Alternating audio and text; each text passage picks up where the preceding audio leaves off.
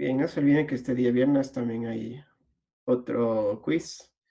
¿A qué hora podrían el quiz? ¿Pueden a mediodía, tipo 12? Voy a poner esta vez 20 minutos, no 15 minutos. Yo creo que no, porque va a haber ese simposio y empieza como a las 10 de la mañana y son todos los cursos de ecología, entonces Ah, no ya, creo que ya. se, o Cierto. sea, creo que sí tarda más. Ya, ok. ¿Hasta qué horas más o menos crees que dure eso? No sé, es que van a presentar de mi curso y creo que también el curso de ecología de la MICA. Ya, ok. Van a Sí, explicar se supone que son todos los cursos de ecología juntos. Ya, entonces hagamos otra vez a las 4. Les pongo a las 4 hasta las 4:20. Sí, yo creo que está bien. Ya, chévere. Con todo les pongo ahí un aviso en el D2L. Y si tienen algún comentario tal y como lo hizo Ana, por favor me escriben en el correo así, si pasa algo y no se puede, para que todos tengan chance de hacerlo. Bien, Ya, Pablo, gracias. de nada. Ah,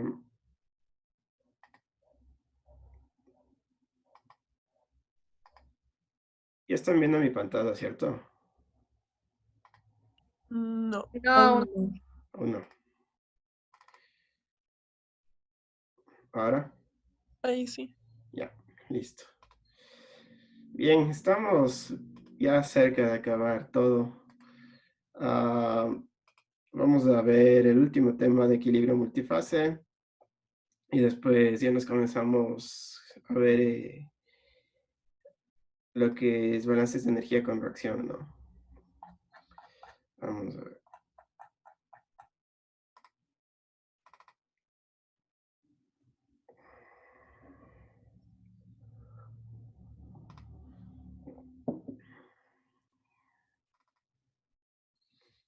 No he subido todavía la presentación, esta última, y los apuntes de la anterior. Quería esperar hasta hoy para subir de una sola los apuntes que están unidos y también los videos para el YouTube, ¿no? El día de hoy no me olvido.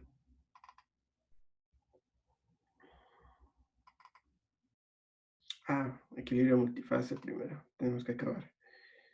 La clase anterior revisamos hasta condensación, me parece, ¿no? Hicimos un par de ejemplos y nos quedamos haciendo ese del benceno, ¿no? Básicamente bajábamos la concentración de benceno gaseoso en una corriente de aire más benceno.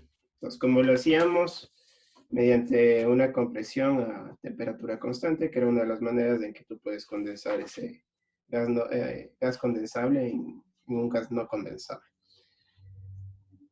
Bien, entonces vamos a esta parte de acá.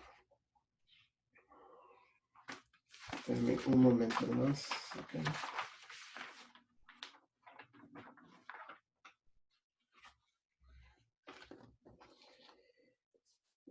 Bien, vaporización. Entonces, nuevamente, estamos hablando básicamente de lo mismo. Cuando estamos hablando tanto de saturación, condensación y de vaporización, en realidad estamos analizando casi que lo mismo, ¿no? En el sentido de que estábamos viendo qué pasaba con la mezcla gas no condensable con vapor, ¿no? Entonces ese es el equilibrio multifase.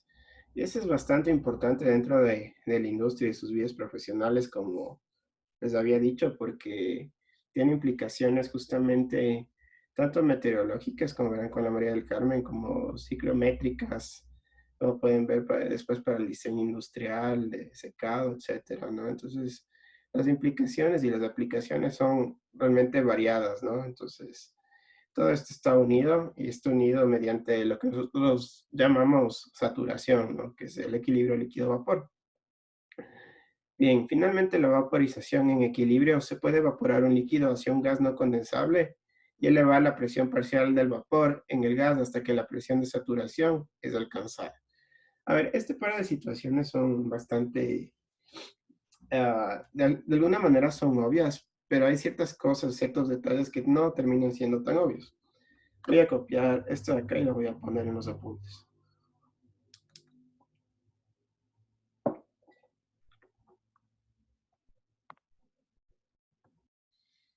Bueno, mientras hago esto de los apuntes, les sigo aconsejando más videos para que vean, para que se diviertan un poco en la cuarentena. Hay otro que se llama La fiebre del coltán, que es la explotación del mineral que tiene el tántalo en el Congo. Es buenísimo también, tienen que verlo. Para entender una realidad complicada de los países africanos y también es un tema ambientalmente muy fuerte. Entonces, vean, la fiebre del coltán, busquen en YouTube, hay un montón de información. Creo que en el Netflix también hay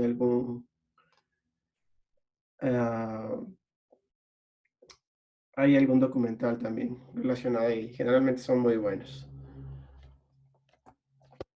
Otra cosa que deben ver, hay otro documental que se llama Icarius, si no lo han visto ya, que es sobre el dopaje masivo de los rusos. Las Olimpiadas, muy bueno. Pasando eso y volviendo Gracias, Pablo. a la materia. Ese de Icarius, ya, solo con eso termino. Es buenísimo porque comienza como un empresario, o no me acuerdo, bueno, es un señor en Estados Unidos que se está preparando para una competencia de ciclismo, digo, a nivel ya más profesional, ¿no? Entonces, claro, en el ciclismo es donde más se dopa los deportistas, ¿no? Porque es de los deportes donde más te exigen, ¿no? Y claro, le pide a un médico profesional que le haga un programa de dopaje, así todo pro, y mediante eso ver cómo su rendimiento alcanza, cosa que gane uno de estas carreras, digamos, ¿no? Y después se cruza todo, ¿no? Se cruza y después empiezan a revelar lo de Rusia y del dopaje sistemático que vino desde arriba, ¿no? Entonces, muy interesante. Vean, a ver, aquí tenemos dos formas de vaporización. En la primera tenemos una vaporización que se lleva a cabo mediante temperatura constante y presión total constante, pero con un volumen variable, ¿sí? Entonces, a ver, ¿cómo se logra eso? Este es uno de los que son más parecidos a lo que pasa en la atmósfera, ¿no? Más que, claro, lo del volumen variable es un poco difícil de ver, pero más o menos tú verías esa variación de volumen si colocas una bolsa en un volumen específico, ¿no? Más o menos como habíamos hecho en uno de los ejemplos de la expansión reversible, etcétera, ¿no? Es algo parecido. Pero digamos que nosotros tenemos un tanque y en este tanque nosotros tenemos, a ver, perdón, un poquito de líquido, que puede ser agua. Y siempre el mejor ejemplo será el agua en presencia de aire seco, ¿no? Entonces, claro, si nosotros tenemos cierta temperatura y cierta presión,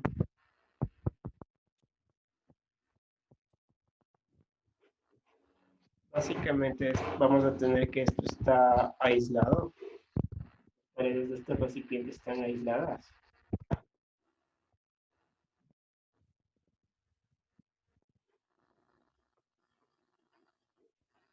Y con eso nosotros mantenemos la temperatura constante.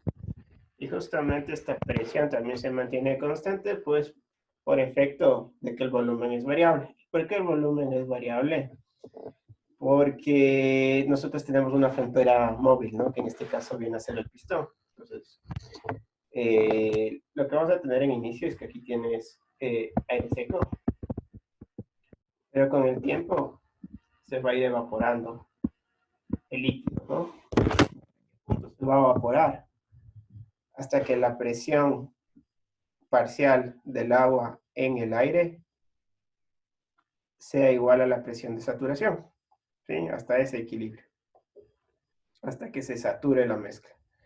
Entonces, ahora sí, fijémonos solo en lo que tenemos aquí.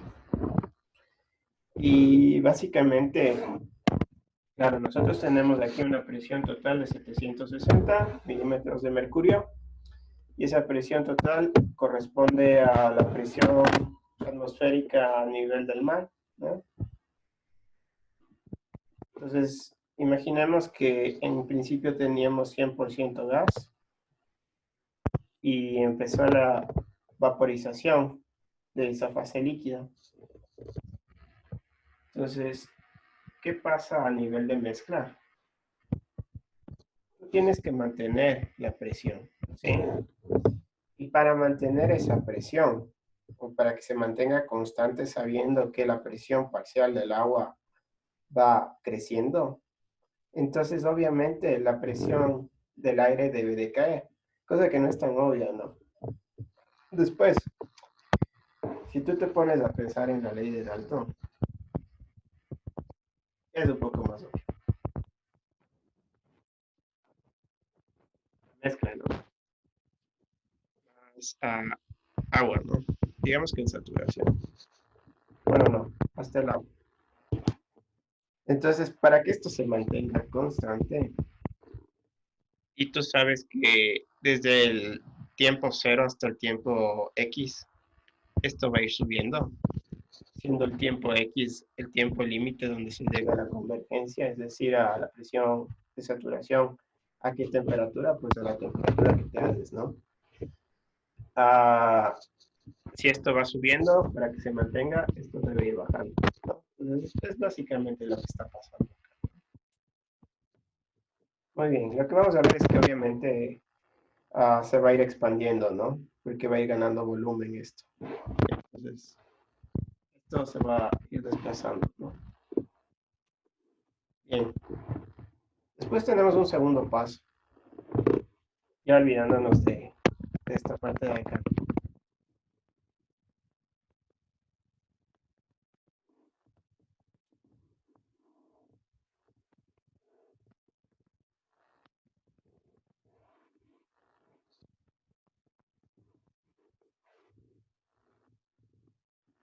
El otro caso de vaporización es haciendo variar la presión a una temperatura y a un volumen constante, ¿no? Entonces, claro, nuevamente lo que tú puedes tener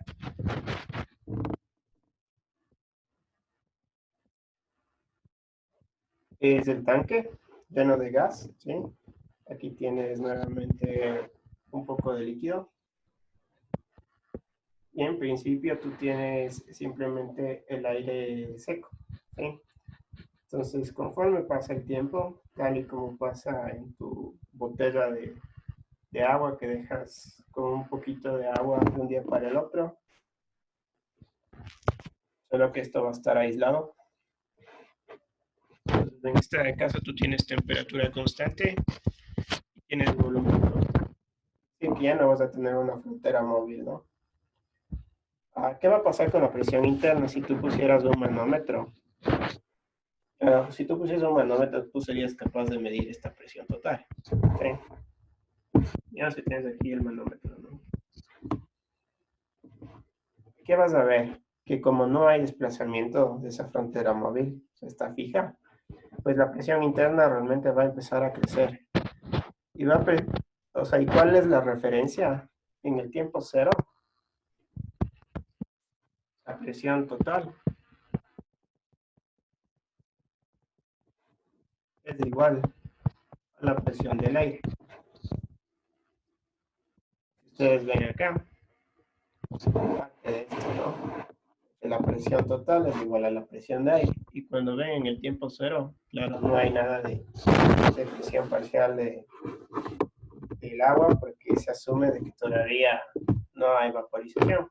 Pero bueno, después llegamos a un tiempo X donde nosotros lo que vamos a ver es que llegó a una presión máxima o una presión de convergencia.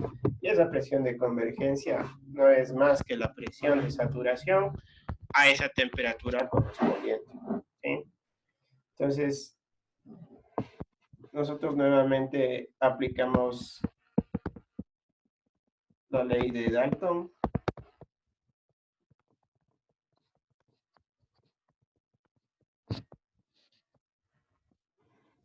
Claro, en un principio lo que estaba pasando es que esto de acá era cero, entonces se igualaba la presión del aire, iba a ser la presión total, y conforme esto iba subiendo, ¿sí? Entonces el valor total iba a subir. Fijarnos que en este caso la presión del aire sigue siendo la misma, ¿no? En todo el camino.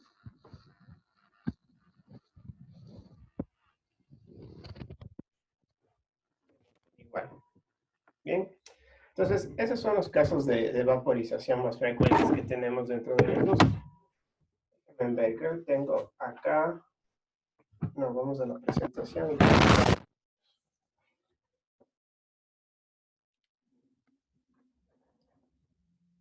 Ahí tengo un ejemplo bueno también. De la vida real.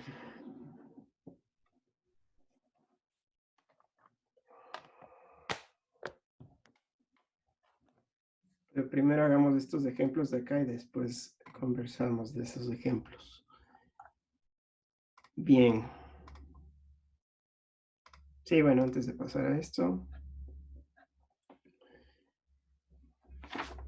Déjenme ver si tengo acá.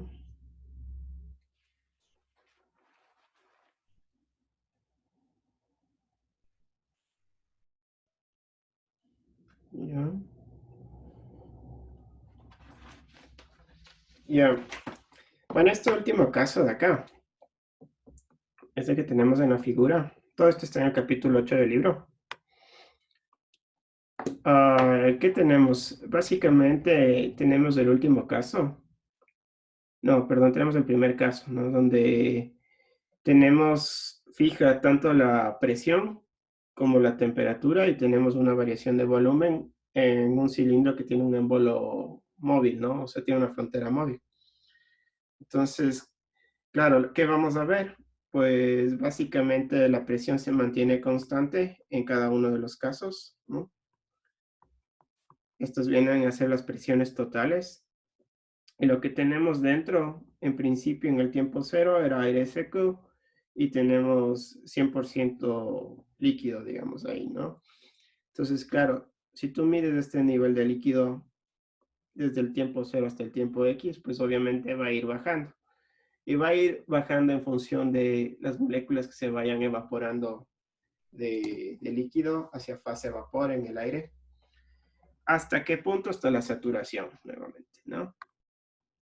Entonces, el volumen máximo se alcanzará en el equilibrio donde tú ya tengas una mezcla saturada, ¿no? Donde no pueda almacenar más agua que la que ya tiene la saturación, ¿no? Cierto, decía un ejemplo de esto. Es que hay varias cosas, ¿no? En cuanto a la variación de volumen y la variación sobre todo de la presión.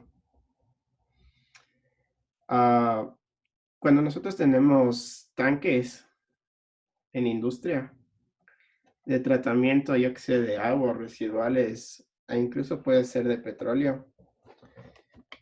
No sé si yo lo dije al principio de la clase, pero bueno, si no les comento ahorita. Uno de mis primeros trabajos era como ingeniero de aplicaciones en una industria petrolera. Entonces, como ingeniero de aplicaciones, lo que yo hacía era básicamente seleccionar diversos equipos para la industria petrolera, para ciertos procesos. Entonces, dentro de esos procesos, tú tienes los tanques de petróleo, ¿no? Están donde está almacenado el petróleo. Y lo que deben estar haciendo ahorita, ya que el petróleo está barato, entonces han de drenar todo el almacenamiento y han de dejar de producir, me imagino. Entonces, tú tienes acá petróleo.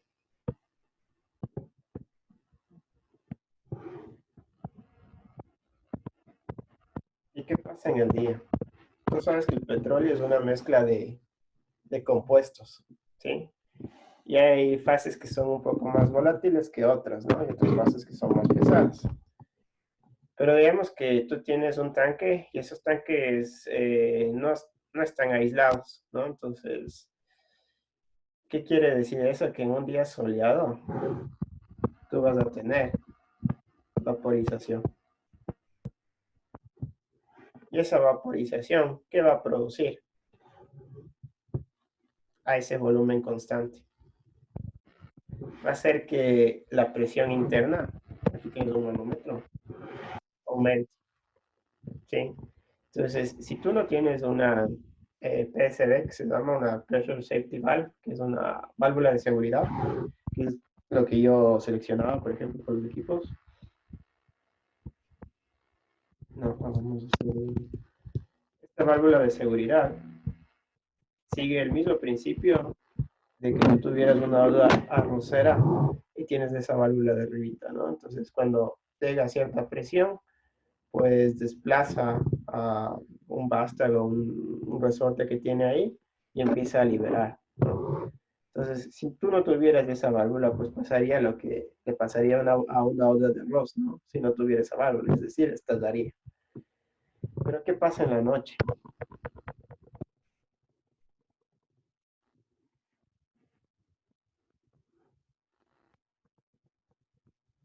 ¿Qué pasa en la noche cuando la temperatura baja? Pues se da un fenómeno inverso, ¿sí? O sea, todo lo que tú tenías de gases empiezan a condensar.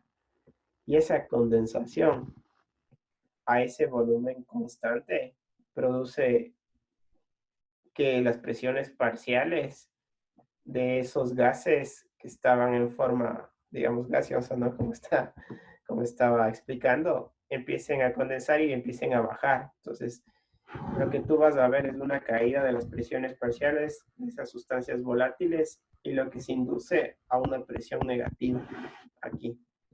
Entonces, es más o menos como cuando empiezas a jugar de niño, te tomas toda la cola y tienes un envase de plástico, ¿no?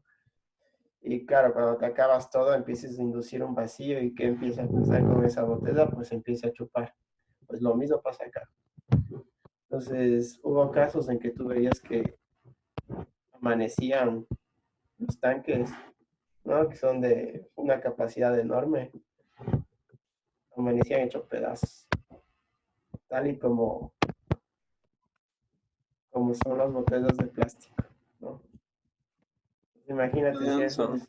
Ah, sí, sí, qué fuerte. Qué denso. Entonces, claro, no, ellos no tomaban en cuenta que esos cambios de temperatura tan drásticos, que en la mañana hacía mucho sol, generalmente pasa esto en verano, ¿no? O sea, tú tienes en las mañanas unos solazos y más o menos a las 5 o 6 del día es la temperatura mínima, ¿no?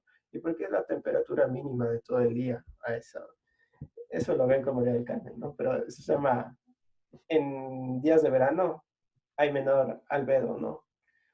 O sea, más bien dicho, todo el albedo, que es el reflejo que tienen de las sustancias blancas, se va, ¿no? Porque en días de verano no van a tener nubosidad, no tienen reflejo que regresa la radiación hacia la Tierra, ¿no? Y simplemente se empieza, el balance es negativo y todo lo que se refleje en superficies blancas, sea, yo que sé, en nieve, en suelos, etcétera, se sale nuevamente al espacio, ¿no? Entonces, por eso la temperatura va a ser menor.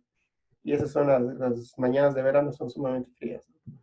Entonces, claro, esos cambios drásticos o te infla con temperatura muy alta o simplemente te induce a una presión negativa y te puede acabar con el tanque, ¿no? Y esto pasa a todo nivel, ¿no?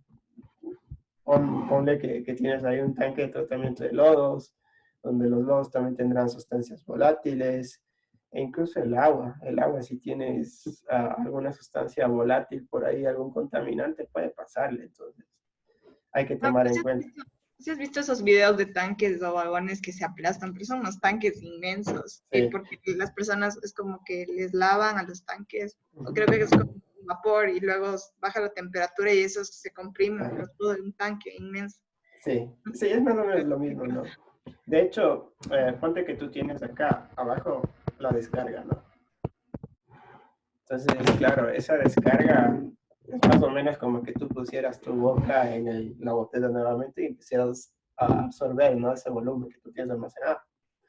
Entonces, claro, si tú esa velocidad de succión, que viene a ser negativa para el tanque, es muy alta,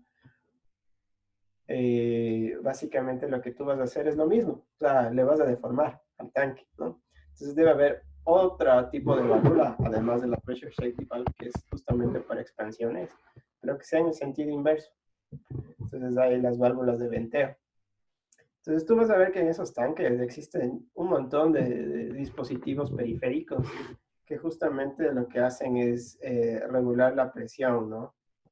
Entonces se abren, se cierran en función de lo que les diga esto de acá, ¿no? Y tienen también un termómetro, etcétera, ¿no? Entonces son dispositivos totalmente inteligentes que te aseguran en óptimas condiciones el tanque, ¿no? Bueno, inversiones grandes, estas cosas, ¿no? Y los riesgos también son altísimos, ¿no? De que va a explotar, ¿no? Entonces eso. Vamos. Bien, vamos a ver la última aplicación. Déjenme ver si faltaba decir algo acá. Estamos bien.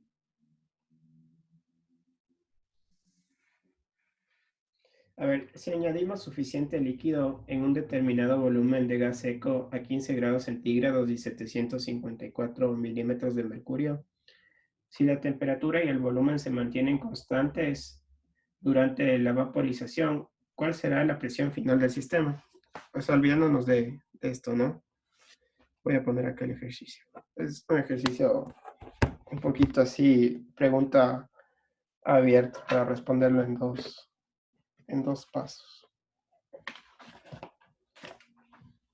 Entonces,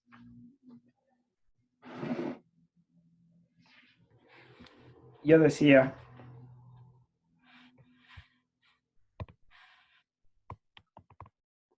voy a ponerlo.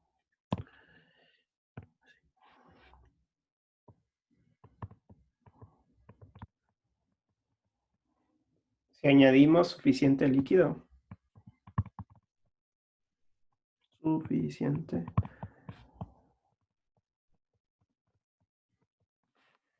líquido en un determinado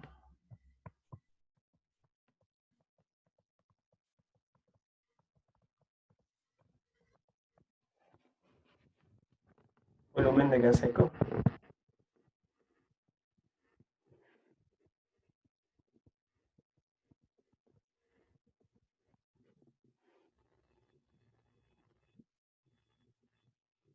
está a 15 grados y 754 milímetros de mercurio.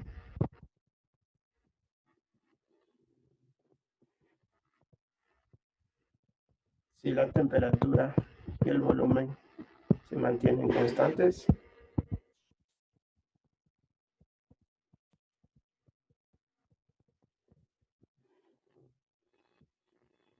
durante la vaporización,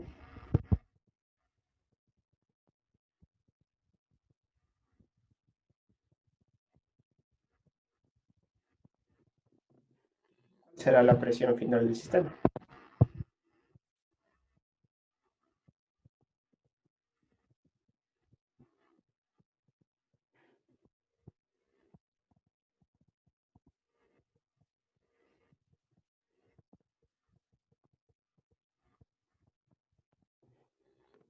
¿Qué va a pasar con la presión si tienes volumen y temperatura constantes? Intuitivamente. Va a aumentar. Va a aumentar. Exacto.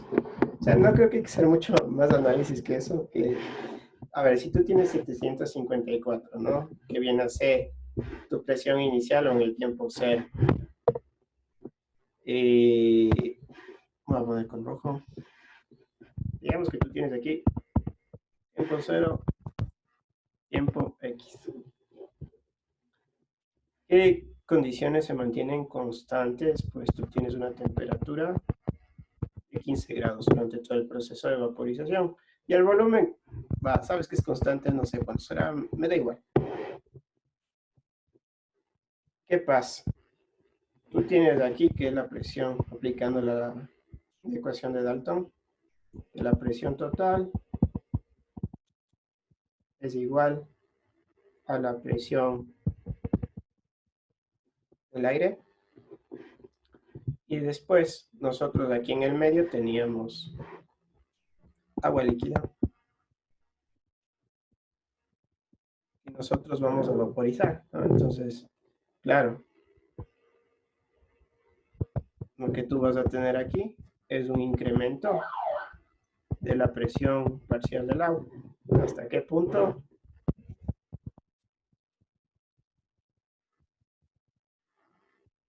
Es igual. Hasta la saturación. Saturación. Ahora, ¿cómo tú sabes esta presión de saturación?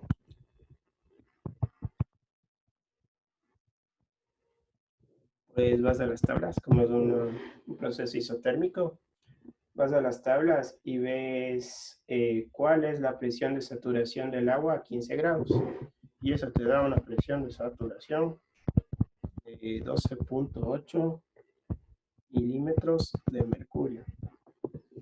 Muy bien, entonces, claro, al final, la presión total del sistema o la presión del gas, que es lo mismo, viene a ser la sumatoria de los dos.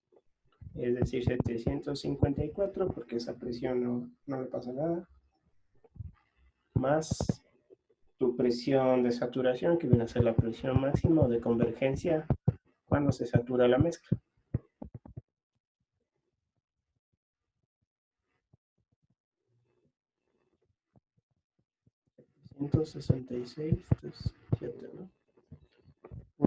.8 milímetros de mercurio. Listo. Esa es la presión final del sistema. Ahora sí vamos al ejemplo.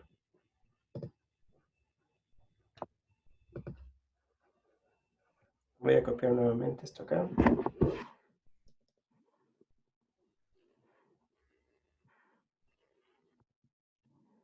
Pablo, ¿Sí? y por ejemplo, si me dicen que se evapora un cierto, me dan una cantidad de moles de, no sé, de agua que le meten en este sistema, tendría que calcular cuál sería la presión a la que se evapora el agua y de ahí, y de ahí buscar el otro. Allá.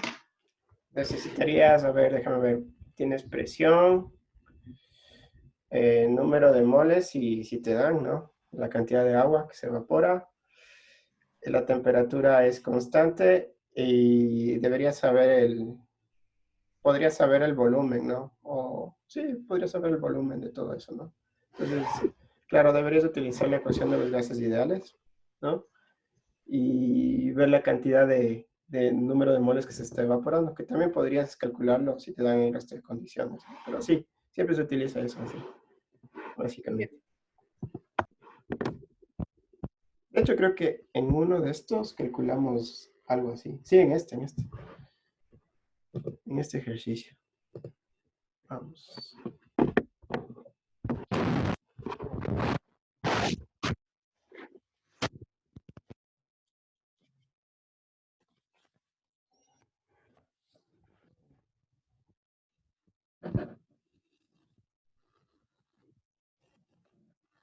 A ver, en este te dicen cuál es el número mínimo o cuál es el volumen mínimo en metros cúbicos de aire seco a 20 grados centígrados y una presión de 100 kilopascales que son necesarios para evaporar 6 kilogramos de alcohol etílico. Si la presión total se mantiene constante a 100 kilopascales y la temperatura también se mantiene constante a 20 grados centígrados durante toda la vaporización. Entonces, dice que asumamos que el aire es soplado a través del alcohol para evaporarlo, de tal manera que la presión de salida de la mezcla alcohol más aire sea de 100 kilopascales, ¿no? Entonces vamos a calcular el volumen mínimo para este secado. Esta es una aplicación de la vida real, ¿no? O sea, como les dije, una de las aplicaciones de esto era el secado, ¿no? Y vamos a ver.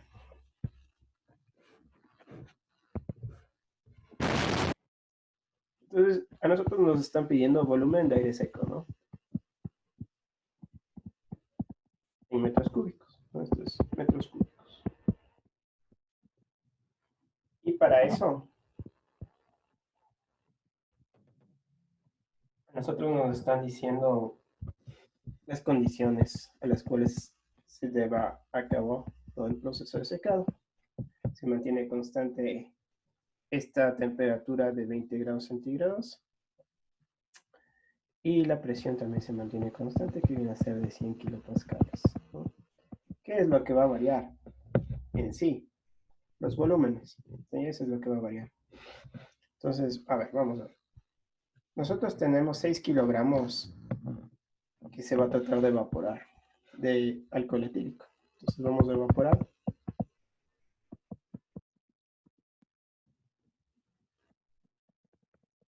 kilogramos de alcohol etílico, presión y temperatura constante.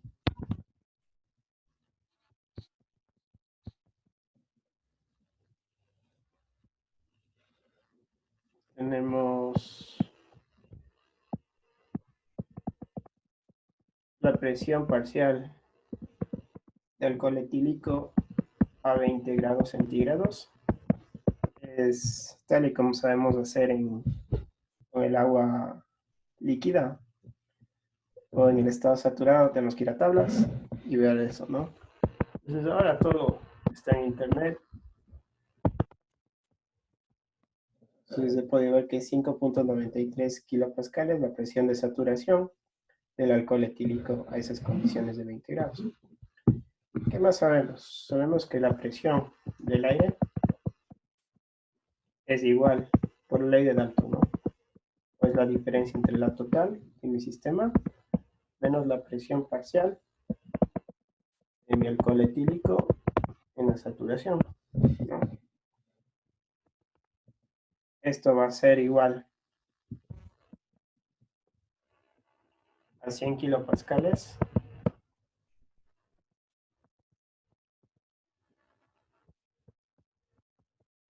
menos 5.93, que es lo que antes había calculado en tablas.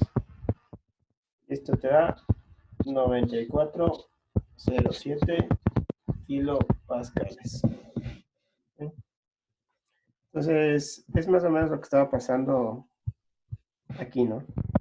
Entonces está cayendo la presión parcial del gas no condensable y sube, ¿no? En este caso sería la del alcohol etílico, ¿no? Cuando hay cambio de volumen. Bien, ¿qué más podemos calcular? Ahora,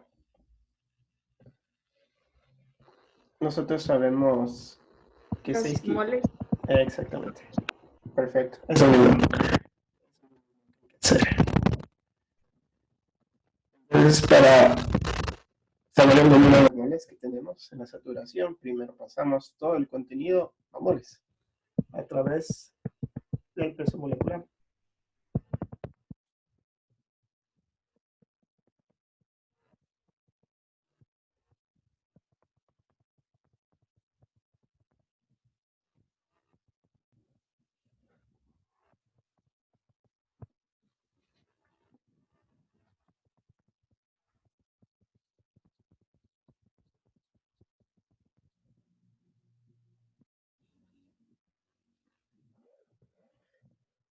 Bien, ahora sí. Nosotros sabemos que la fracción molar de un gas puede ser expresado mediante la relación de la presión parcial de los componentes, en este caso el alcohol etílico, sobre la presión total. Y es como un peso específico, ¿no? O una frecuencia relativa, en el mismo principio de cálculo, digamos. Muy bien, tú sabes que la presión se mantiene constante, y es de 100 kilopascales. Y esta de acá es la que habíamos calculado antes mediante la tabla. Y en la saturación, aquí está de acá, era de la saturación. Entonces esto te sale 0.0593. Esa viene a ser la fracción. En la mezcla saturada, ¿no? Entonces, ¿a esto qué puedo hacer? Ahora sí, una relación de moles. Entonces, esto va a ser igual.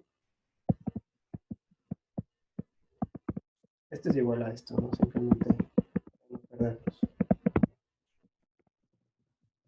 Y esto va a ser igual a la relación de las moles de ese componente versus las moles totales en la mezcla. Bien, ahora,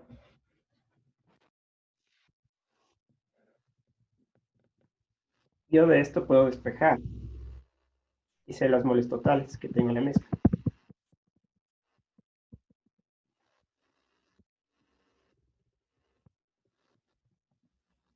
Entonces, esto va a ser 0.13 kilomoles, que eran los de el alcohol etílico, dividido por la fracción. Y esto te da 2.19 kilomoles. Y ya sabes el número de moles totales, ¿no? Y listo. Entonces, con esto tú ya puedes saber, aplicando la ecuación de los gases ideales,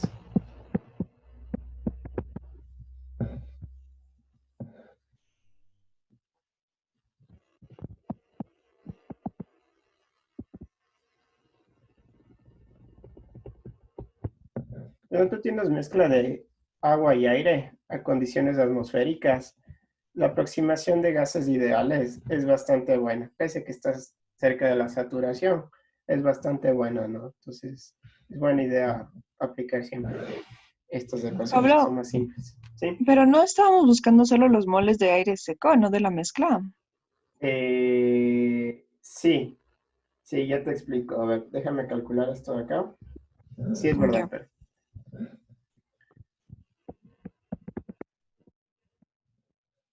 decía, ¿no? Seco. 8.314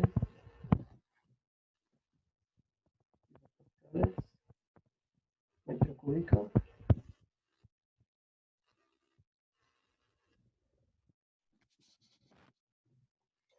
Me parece que me faltó una parte.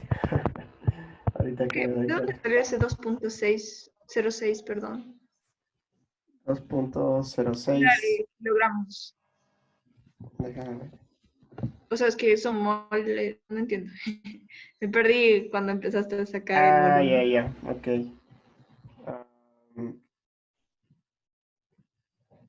Ya, ya. Sí, sí. No, no, no. Perdón, esto de levantarse temprano Tranquilo. nos afecta a todos. Sí, claro, ahorita van las dos respuestas, tanto de Lucy como la tuya. Am, claro, sí, sí, sí. Yo también decía, ¿de dónde están las moles de aire? No expliqué nunca. Las moles de aire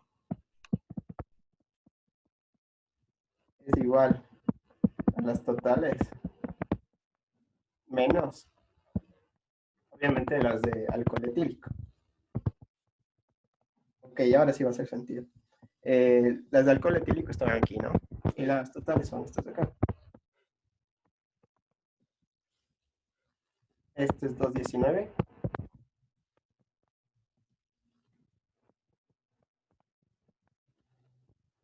Y este es 013, ¿no? Entonces, claro, ahora sí sale el 2.06 kilomoles. Pablo, ¿y no se podría hacer solo esta relación de que decíamos que la relación de las presiones parciales es igual a la relación de sus moles?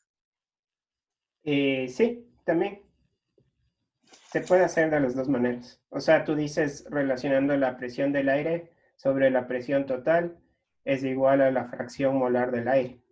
Y esa fracción molar del aire debería ser 1 menos la fracción molar del alcohol etílico. Sí se podría Sí, hacer de esa manera también. Son equivalentes. Debería dar lo mismo, en teoría. Listo. Ahora sí ya puedo calcular solo el volumen del aire. Que antes iba a calcular el volumen total y estaba pensando, digo, ¿y cómo voy a hacer la relación después? Pero claro, ya tengo el número de moles de aire. Entonces, claro, a esas condiciones yo ya puedo calcular qué volumen de aire ingresó. Entonces, ya despejando, tienes 2.06 kilogramos mol por 8.314 kilopascales por metro cúbico. Este es kilogramo mol. Kelvin.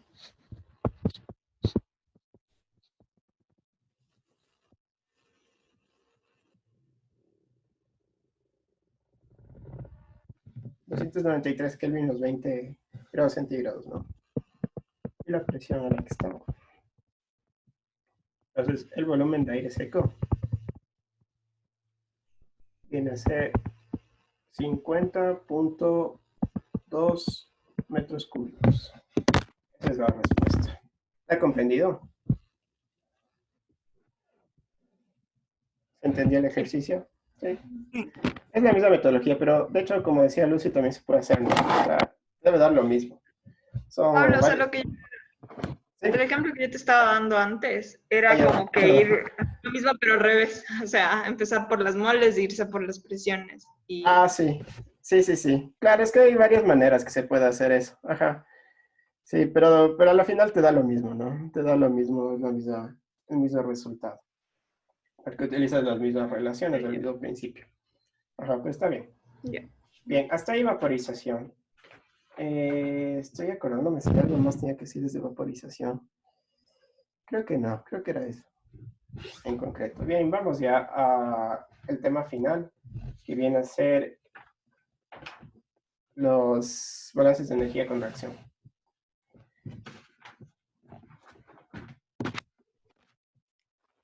Bien, muchos de ustedes en sus proyectos están haciendo, bueno, algunos, puede ser que estén haciendo procesos que intervengan en reacciones químicas, ¿no? Entonces, en esos procesos, ustedes tienen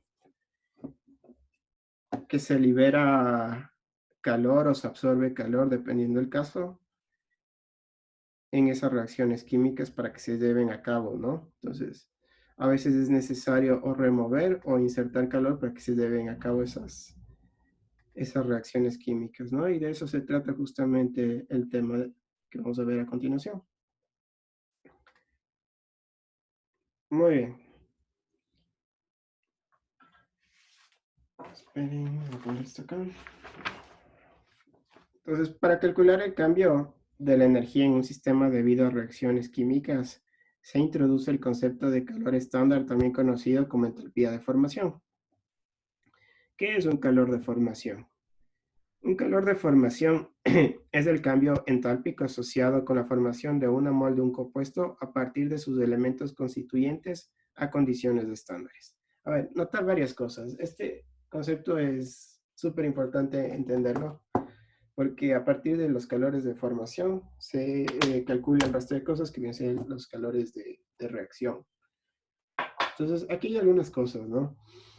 Primero que este techito que nosotros siempre habíamos dicho que son para valores específicos de variables intensivas o variables de estado en este caso, y nosotros vamos a expresarlo no por unidad de masa como tal, sino por unidad de mol, ¿sí? Eso quiere decir que la formación de una mol de una sustancia química específica es lo que está detallándose aquí, ¿no? Entonces, el calor necesario para formar o el calor liberado para formar una mol de esa sustancia química a partir de sus elementos constituyentes. Ya vamos a hablar de los elementos constituyentes. Pero bueno, este sub F quiere decir que obviamente que es de formación, ¿sí? Y este símbolo de grados, importantísimo, siempre está referido a condiciones estándares, ¿no? Para este caso, las condiciones estándares es de 25 grados y de una atmósfera, ¿no?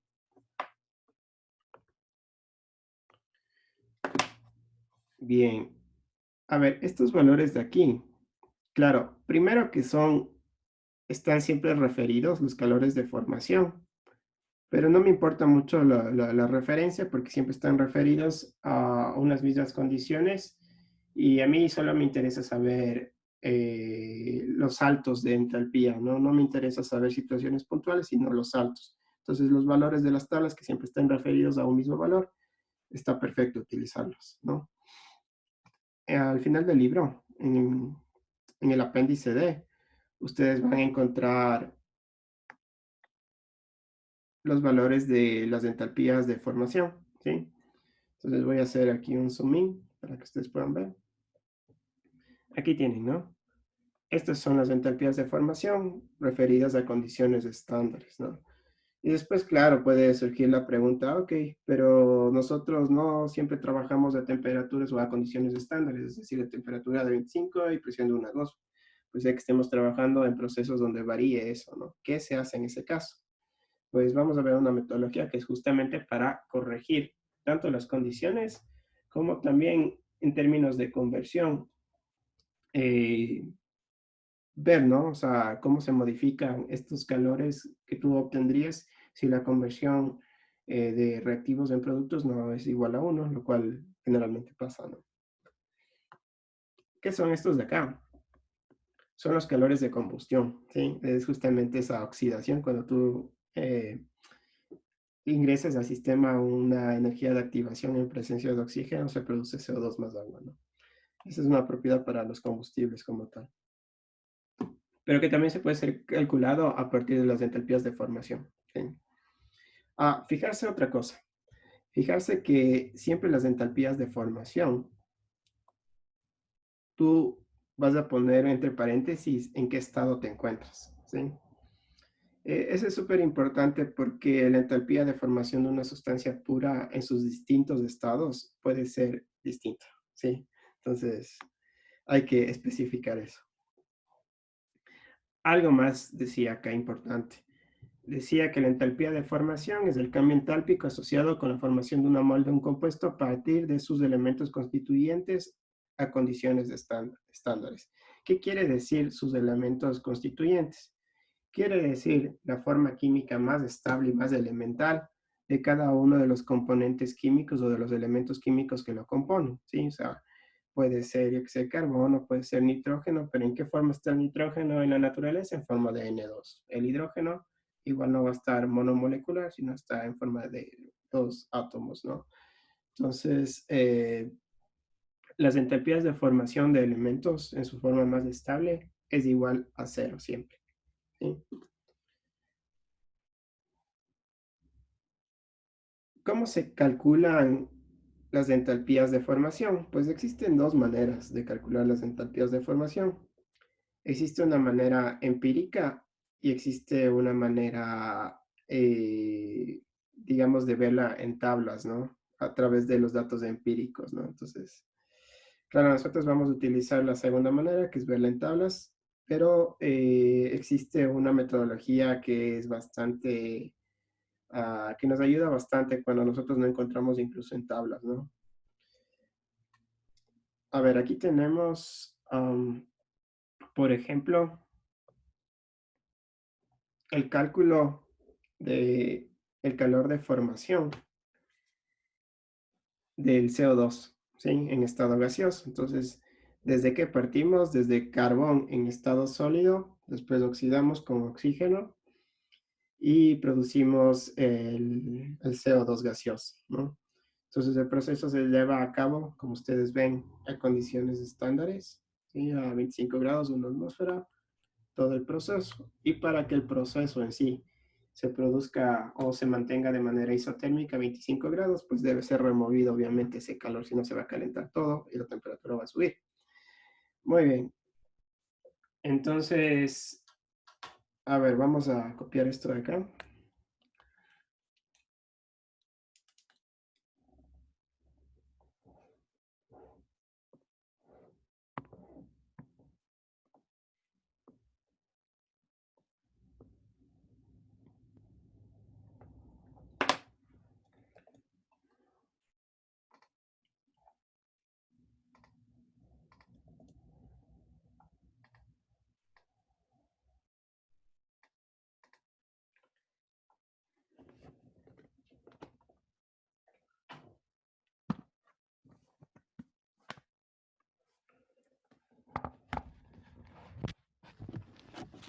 Bien.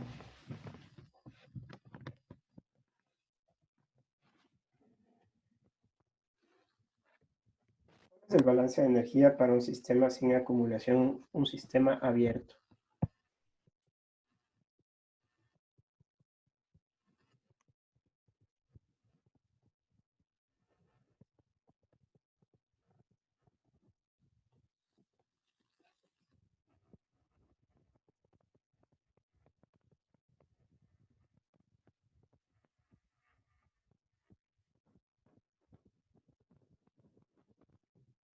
Todas estas entalpías de formación son idealizadas o realmente se hacen en equipos que son sistemas abiertos sin acumulación, ¿sí? Entonces, ¿a qué va a ser igual este balance de energía? Pues sabemos que la energía total es igual a Q más W, ¿sí? Menos el cambio de entalpía cinética más la potencia gravitatoria. Ahora, en este caso, como no tenemos acumulación, no hay trabajo, estático, entonces lo que vamos a tener es simplemente un balance entálpico que va a ser igual al calor que se ha ingresado o salido del sistema. Ahora, en cuanto a, cierto, me había olvidado, en cuanto a la entalpía, hay sistemas cuya ruptura de enlaces o cuya formación de enlaces absorbe y cede calor, ¿sí? Entonces, ¿cómo se llaman aquellos compuestos o aquellas reacciones en las cuales se cede calor a una presión constante?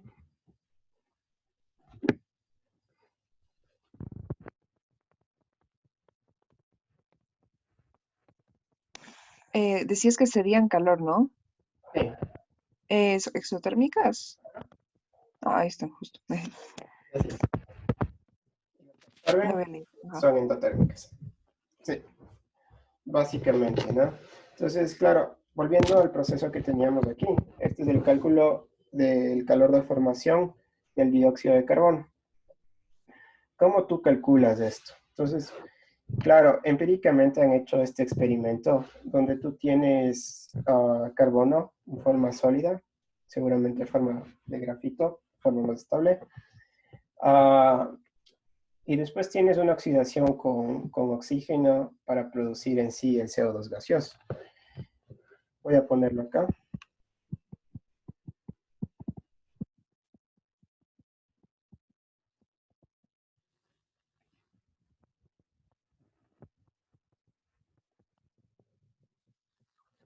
¿Cómo yo calculo este calor que va a ser igual al cambio entálpico? La manera de calcular este calor, ¿cómo yo sé que este calor se trata del calor de formación del dióxido de carbono? Pues básicamente yo sé por la siguiente razón.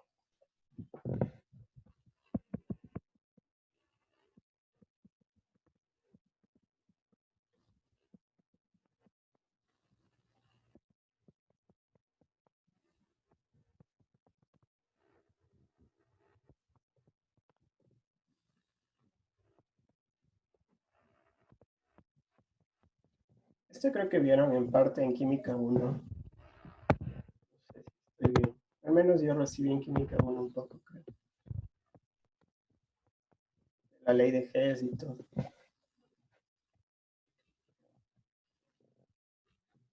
¿Qué estoy haciendo aquí? Pues básicamente estoy haciendo la diferencia entre productos, entalpía de productos, menos entalpía de reactivos.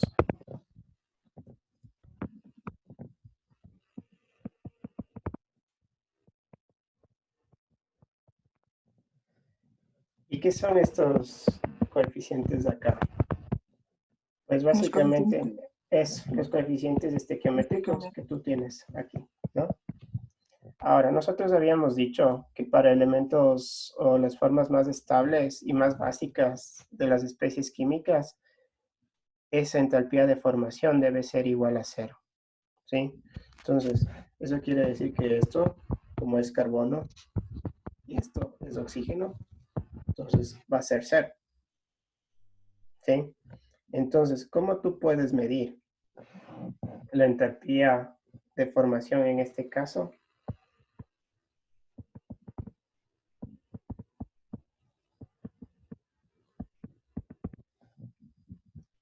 Esto va a ser igual al calor liberado, ¿sí? O sea, se trata de una reacción exotérmica, ¿sí? Y va a ser igual a menos 393.5 kilojoules. Este es específico, ¿no? Sobre kilogramo mol de CO2. Entonces, esto va a ser la energía que se está cediendo de parte del sistema, que viene a ser la reacción química, al formar una mol de CO2, ¿no? Entonces, esa es la manera en la que se calculan básicamente los calores de formación. Ahora, hay un tema que a veces no es tan fácil que tú encuentres las entalpías de formación para ciertas sustancias muy específicas. Por ejemplo, la anterior vez que di la clase, tomaban también los biotecnólogos. Y los biotecnólogos tenían moléculas que bestia, o sea, algunas sí, no les miento, me enteré hace rato que existían, y otras que, o sea, realmente es muy complicado que todo eso esté tabulado, ¿no? Entonces, la pregunta es, ok, si no está tabulado, ¿cómo yo hago para conseguir esas entalpías de formación? Y a través de eso calcular un calor de reacción total, ¿no? En un sistema, yo pueda dimensionar el sistema. Entonces, la respuesta a esta pregunta es la ley de Hess. Vamos a ver.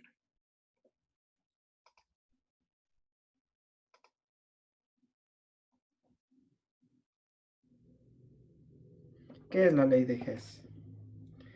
Si una serie de reactivos reaccionan para dar una serie de productos, el calor de reacción liberado o absorbido es independiente de si la reacción se lleva a cabo en una, dos o más etapas, ¿sí? Entonces, claro, el calor de reacción tú le puedes calcular a partir de unas series de reacciones que no vienen a ser en sí los mecanismos de reacción, pero como se tratan de variables de estado, tú puedes hacer la sumatoria de las entalpías de cada una de las reacciones anteriores, puedes calcular una reacción que tú tengas X, ¿no? Y a través de eso tú puedes calcular una entalpía de formación de una molécula en específico que no tengas tabulado en una tabla. Si está tabulado, no tienes que hacer nada de la ley de Hess. La ley de Hess, básicamente, tú la aplicas cuando no tienes tabulado. Vamos a ver un ejemplo. Entonces, vamos a hacer dos ejemplos, de hecho, en lo que resta. Tenemos la aplicación de la ley de Hess para determinación del calor estándar de formación del monóxido de carbono. Bien, entonces queremos determinar el calor estándar de formación del monóxido a partir de información experimental. Preparar el monóxido de carbono a partir de carbono y oxígeno, que viene a ser lo obvio, es muy difícil, ¿sí? O sea, de manera experimental. Resulta más fácil llevar a cabo las siguientes reacciones. Entonces, a ver, nuevamente voy a copiar acá.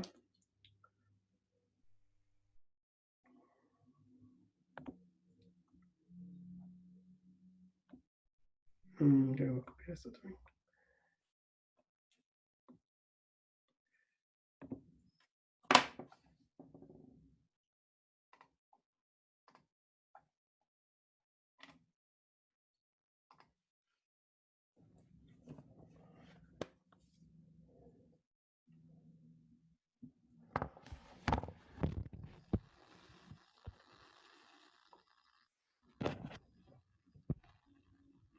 Muy bien. Entonces, justamente para... ¿Qué quiero hacer? Yo quiero calcular, mi objetivo es calcular el calor de formación del monóxido de carbono, del CO. Entonces, intuitivamente, yo sé que cómo se forma el monóxido de carbono. Pues básicamente desde sus elementos sería de esta manera.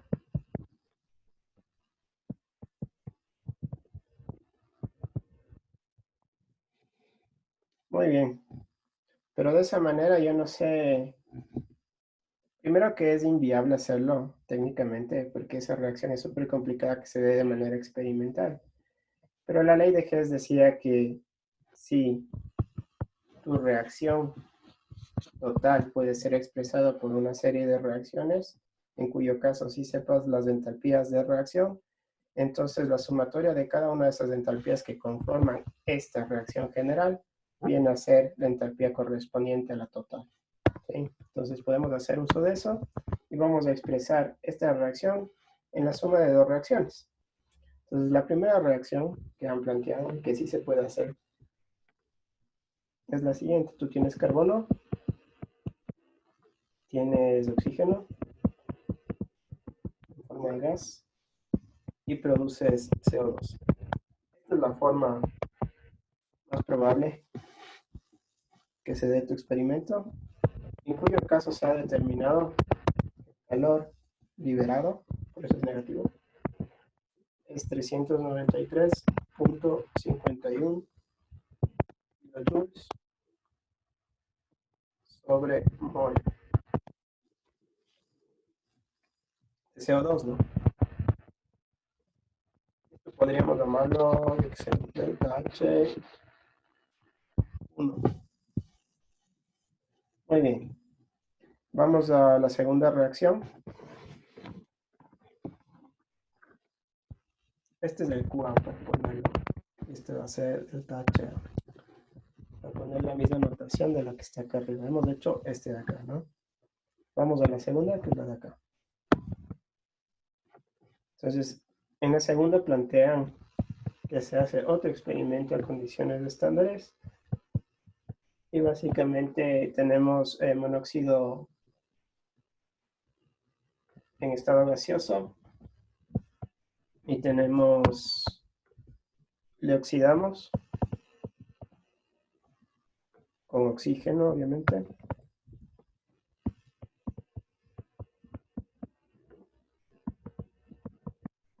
Va a producir CO2.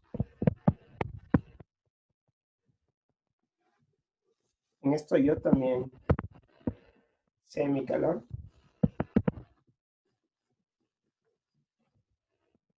Experimentalmente es de esta manera.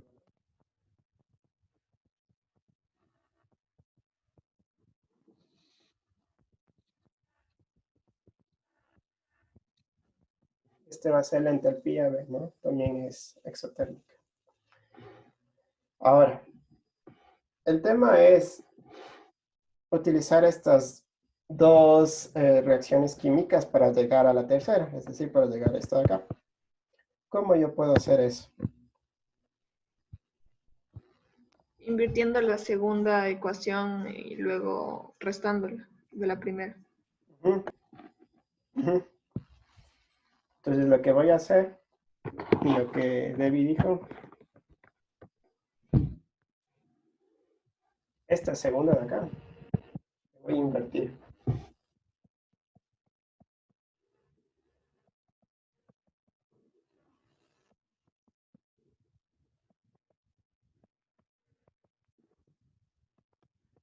Pero estoy poniendo lo mismo, ¿no? Solo que en sentido contrario. Pero ¿qué pasa con el calor? ¿Qué pasa con ese QB? Si tú quieres invertir, primero igual a QB. ¿Sí? Si tú quieres invertir, tienes que multiplicarlo por -1 para cambiar de sentido. Entonces, eso quiere decir que en términos numéricos, vas examen ahora es 282.99.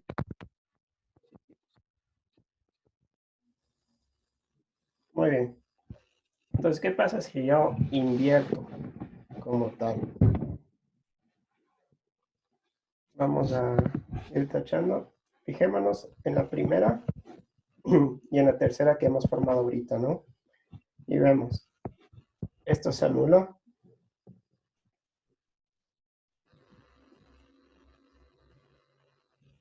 Acá tienes, te queda 0,5. ¿Y qué más te queda? Nada más, es eso. Ya te queda esta tercera.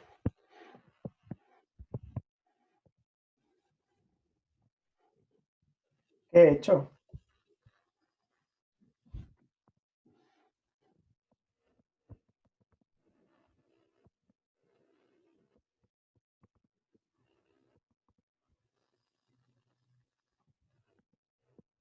Tienes que sumar todas las que estaban compuestas.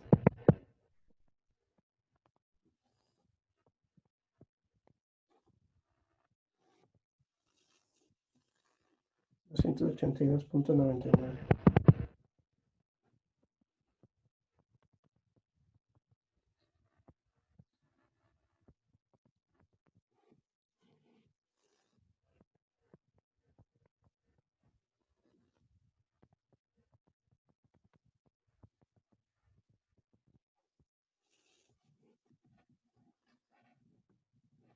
Listo.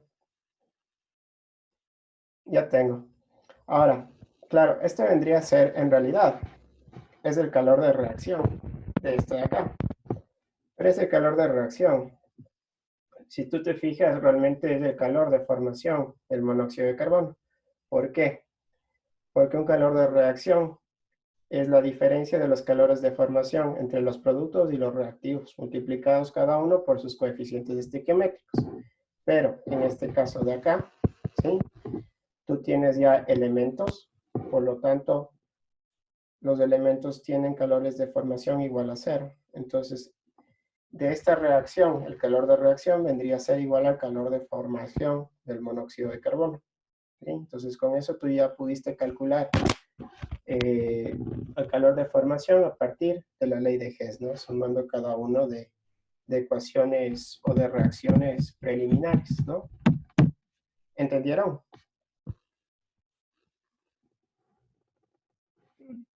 ¿Sí? Chévere. Entonces, la siguiente clase seguimos haciendo.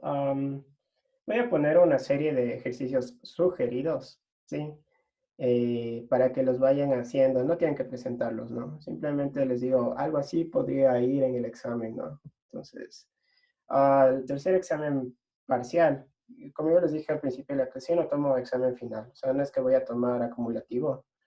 Me parece que es repetitivo hacer algo así. Ya he evaluado cada una de las partes, entonces simplemente en la semana de exámenes, no sé qué día nos toca, ya lo voy a revisar, que les voy a publicar también.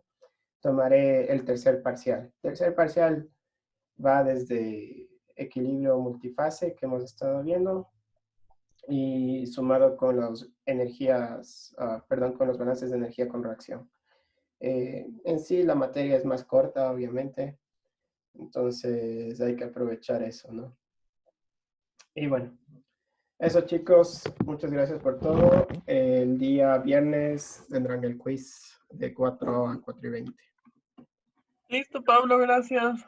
Listo, nos vemos, un abrazo, que les vaya bien. Pablo, Chao, gracias. Pablo. Gracias. Dale. Gracias. Chao, Pablo. Chao, Buen día. suerte en todo Pablo, igualmente. Sí, dime. ¿puedo hablar un rato contigo? Claro, sí, dime. ¿Qué? Sí, dime. Verás, tengo una pregunta. Para el balance de masa de nuestro proyecto, hay que Ujú. calcular sólidos volátiles, la demanda, la del DQO y el DBO. ¿Cómo hago Ya. eso? O sea, sí sé cómo hacerlo, pero como que no es parte de la materia. ¿Ustedes están haciendo, qué estaban haciendo? Ah, del biogás, Biogás, del biogás. del gestor. ¿Y qué están utilizando como sustrato, como biomasa? Materia orgánica. ¿Pero qué materia orgánica? Eh, Creo que desechos, ¿Qué desechos? ¿cómo se llaman? Desechos de animal, puede ser. Ujú. O sea, como que, Verás, formalmente eso deberías hacer, lo que se hace es una caracterización en laboratorio. Y claro, ahí sí obviamente tú puedes calcular la cantidad de sólidos, etcétera, ¿no? Porque a priori no puedes saber, o sea, si tienes una mezcla que, aparte debes saber bien, ¿no? De qué está definido. Tal vez ahorita no te acuerdas, ¿no? O ya habrán definido con tu grupo, pero a eso habría que hacer una caracterización y medir cada una de esas variables, ¿no? ajá, Lo que puedes hacer, y yo haría en tu caso, es tomar a partir de alguna, de bibliografía. sí, de bibliografía, algo que ya exista, ¿me entiendes? Algo Ya, que ya hayan hecho la medición, para que tú ya, a través de eso puedas hacer. Entonces, claro, tu base de cálculo viene a ser tal cantidad de eso, tantos kilos de lo que tú hayas elegido, para hacer tus balances de materia, ¿no? Entonces ya, claro, cuando los parámetros ya están medidos, entonces ya es mucho más fácil, ¿no? Entonces, claro, no, tú no puedes medirlo así nomás, así al ojímetro, ¿no? Esas son cosas que se hacen en laboratorio. claro, Claro, tiene su... Entonces, claro, hazle nomás refiriéndote a algún... Tú puedes decir, saqué de acá esto, ¿no? Tengo esta referencia y he utilizado esa referencia para hacer mis balances, ¿no? ya. Ujú. Y el balance de energía sería con la energía libre de Gibbs, que es básicamente esto, ¿ok? No, no, no, no, no. La energía libre de Gibbs es otra cosa. Eso no hemos visto hasta acá. La energía libre de Gibbs es básicamente te dice hacia qué lado jala la reacción, ¿no? Si es hacia reactivos o hacia productos. Pero no, no. A ver, lo que Entonces sí tienes es que hacer, espontáneo, ¿no? tú vas a hacer tipo batch, ¿no es cierto? Sí. Ya. Entonces, donde tú vas a tener, digamos, la única parte de tu proceso donde vas a tener consumo energético. ¿Qué otros procesos tenías? Perdón. En tu, digamos, de tu proceso de biodigestión. ¿Cuáles habías Ahorita, definido? ahorita te veo.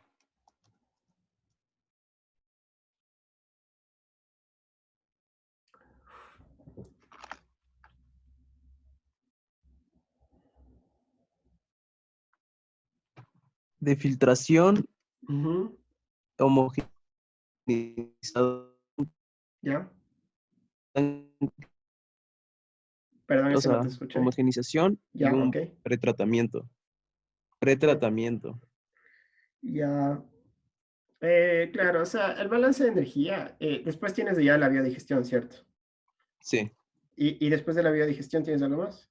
O sea, lo que sale en los regresa el agua, pero Ya, bueno, eso tiene que tener bien definido, ¿no? ¿Qué es? Pero bueno, a ver, así. separas el biogás de los lixivados y te regresa el agua, mm, como un retorno de agua. sí, bueno, puede ser. Eso sí habría que verle bien, ¿no? No entiendo muy bien de lo que están hablando, pero habría que verlo. Pero bueno, a ver, ¿dónde hay consumos energéticos? En realidad no hay en todos, ¿no? Los consumos energéticos. Pero reacción que tú tengas de ahí no tiene reacción, o sea, tiene reacción, pero no genera mayormente calor ahí. O sea, lo que tú tienes, por ejemplo, Eso es lo que no. en el sistema batch, donde tú haces la biodigestión, tú tienes que mantenerle, no me acuerdo si es a 40 grados o algo así, la temperatura, para que trabajen las bacterias anaeróbicas, ¿no? Y hagan la mm, digestión. Entonces, para que tú le mantengas a 40 grados ese volumen determinado de biomasa que tú lo has fijado, ahí tienes que hacer un balance, pero no es un balance de energía con reacción, es un balance de energía sin reacción. Simplemente hacerle pasar, yo que sea un serpentín o una resistencia eléctrica que le mantenga a esa temperatura, ¿no? Y en base a qué haces eso, pues a que la temperatura del digestato, de lo que tú hayas ingresado, se mantenga a esa temperatura. Entonces tendrías que ver el CP de ese, más o menos, ¿no? O podrías ver un CP de una biomasa. Es que tener una mezcla así al ojo ahorita, todo es muy difícil, ¿no? Pero puedes referenciar, ¿no? He utilizado este CP porque en cierta bibliografía utilizaron para biomasa y no te va a hacer problema, o sea, está bien, es válido si tú utilizas datos bibliográficos. Ya, pero eso de 40 grados centígrados no estoy muy seguro. ¿Estás seguro de eso? No estoy, ay, espérame un ratito. No estoy tan